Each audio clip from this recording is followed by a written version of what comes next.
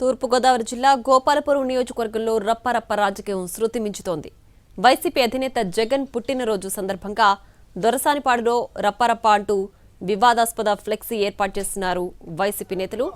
రాక్షసుల్లా వ్యవహరిస్తున్నారంటూ MLA Maddipati Venkataraju మండిపడ్డారు. దీంతో రెచ్చిపోయిన YCP నేతలు ఎమ్మెల్యే వ్యాఖ్యలకు సవాల్గా జగన్ ఫ్లెక్సీ ముందు మేకపోతులు నరికారు. జగన్ ఫ్లెక్సీకి రక్తాభిషేకం చేసిన 7 వైసీపీ నేతలను పోలీసులు అదుపులోకి తీసుకున్నారు.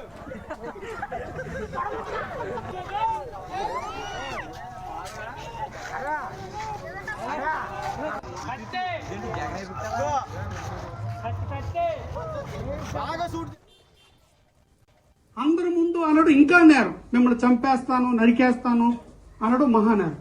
అది కాకపోగా ఒక ఫ్లెక్సీ వేసి నరికేస్తానని రాసి ఒక నడి రోడ్డులో ఊడి నడిబొట్టున అంటించడం అంటే ఈ రాక్షసత్వాన్ని, మనస్తత్వాన్ని, ఈ భావజాలాన్ని ఎలా అర్థం చేసుకోవాలి ప్రజలు?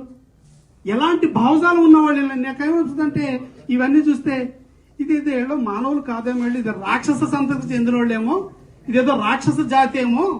పూర్వకాలంలో ఏమన్నా అర్ధాయుషతో చనిపోతే దేవుడు మళ్ళీ ఏమన్నా అర్ధాయుషతో చనిపోయారు కదా రాక్షసుల యుద్ధాల్లో, మీకు ఇంకా కొంత ఆయుష్ ఉంది, కలియుగంలో పార్టీ పుడుతూ ఆంధ్రప్రదేశ్ లో అక్కడికి వెళ్ళి పీకి తినండి అని మనం పంపించారేమని చెప్తుంటాం.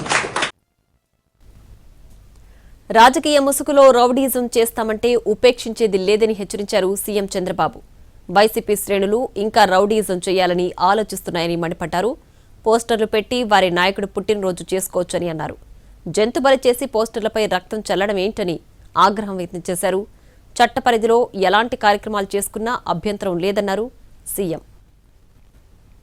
సంవత్సరాలు చేసినటువంటి ఇష్టానుసారంగా కార్యక్రమాలు ఇంకా అందరిలో డిస్టర్బెన్స్ ఉంది, ప్రజల్లో డిస్టర్బెన్స్ ఉంది, పార్టీల్లో డిస్టర్బెన్స్ ఉంది.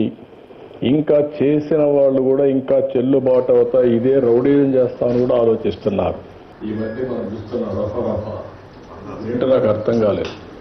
రఫరఫాలు ఆడిస్తానని ఇంకొక పక్క నేను చూస్తున్నాను కొన్ని దిక్కళ్ళ ఒక పోస్టర్ పెట్టి ఆ పోస్టర్లో జన్మదినం జరుపుకోవచ్చు, మనసుల్లో ఉండి రావాలి, జరుపుకుంటే నాకేం అబ్జెక్షన్ లేదు. అదే సమయంలో ఆ ఫ్లెక్సీ దగ్గర నిషేధమైనటువంటి జంతు బలి చేసి ఆ జంతువును పైకి తీసి బ్లడ్ చల్లడం అంటే సమాజాన్ని భయభ్రాంతి